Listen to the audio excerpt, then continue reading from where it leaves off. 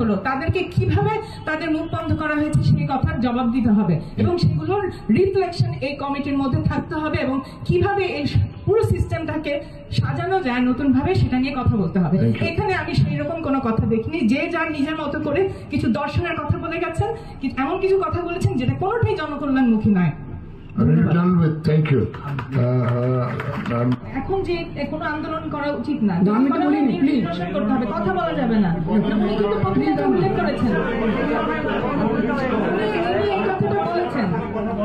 আচ্ছা, আমরা রেকর্ড দেখবো, আমরা রেকর্ড দেখবো।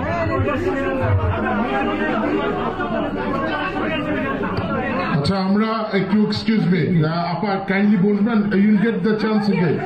But please let them talk. They have points. If you are done, no, you will get. If you are done, if you don't understand the spirit, no, you listen to me, Appa, please. If you don't understand the spirit, আমাকে দিচ্ছেন না। উনি কিন্তু ওনার কথাটা বলেছেন, আমি কিন্তু বলছি না। উনি একই সাথে দুটো কথা বলেছেন। প্রথমত বলেছেন যে এখানে যেহেতু গণ অভ্যুত্থানের থেকে এসে সরকার গঠন করা হয়েছে, সরকার গঠন হয়নি, মানে যে সরকারের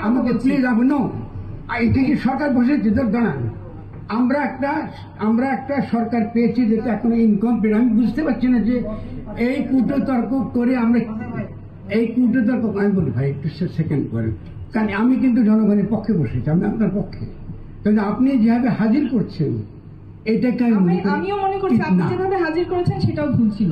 ঠিক আছে, ফাইন, আমি এটা আপনার আমি এটা আপনার সাথে আমি কিন্তু আপনাকে ফ্যাসিস্ট বলি না, আপনার যে কথা আপনি আজকে এই গণঅভ্যুত্থান হয়েছে বলে আপনি এভাবে কথা বলতে পারছেন। আমাকে 20 বছর আমাকে কথা বন্ধ করে রাখা হয়েছে। আপনি তখন কোথায় ছিলেন?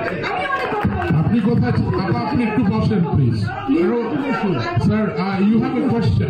আমি অবশ্যই পত্রিকায় লিখেছি, কমিটির পক্ষে করেছি, আমি অনেক কিছু করেছি। আপনি এভাবে আমাকে বলতে পারেন না। বলতে পারি আমি না, আপনি বলতে পারেন না। আপনি তাহলে এই ব্যাপারটা আমার কথা বলার পরই প্লিজ আমি একটা কথা বলি, এগুলো কিন্তু এগুলো ন্যাশনাল ব্যাপার। আপনি আমার বক্তব্য শোনার পরপরই এই সমস্যাটা আমার সঙ্গে, যেহেতু এটা আপনার সমস্যার কথা আপনি নিয়ে চিন্তিত, যেহেতু এই বিষয়টা কিন্তু হচ্ছে জনগণের বিষয়, জাতীয় ইস্যু, কাজে আপনি পার্সোনালি বিষয়টাকে নিলে তো হবে না। এখানে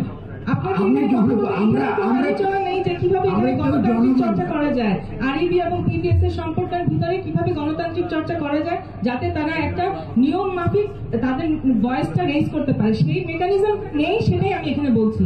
আপনি অনুপস্থিতিতে তাদেরকে যদি এখন আন্দোলন করতে না দেওয়া হয় বা তাদের সম্পর্কে বলা হয় যে আপনারা আন্দোলন করবেন না কারণ এটা গণ অভ্যুত্থানের সরকার, আমরা তো কেউ বলিনি। আপনি আমি বুঝি সেটা আপনি প্রথম দিকে বলেছেন।